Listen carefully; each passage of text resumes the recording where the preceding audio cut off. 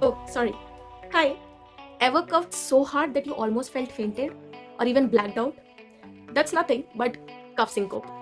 It happens when violent coughing spikes pressure in the chest, reducing blood flow to the brain, causing a temporary loss of consciousness.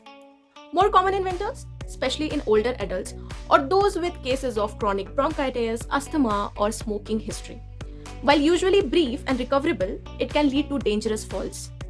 Management: treat the cough, identify the triggers, and avoid straining while coughing. If someone faints while coughing, it's not just the flu, it could be a syncope. Don't ignore it. Science sees the sign, so should we. Do like, share, comment, and subscribe to my YouTube channel for more such videos. I would love to know about the next topic on which you want to hear from me. So give your suggestions in the comment section. Thank you so much. Bye bye.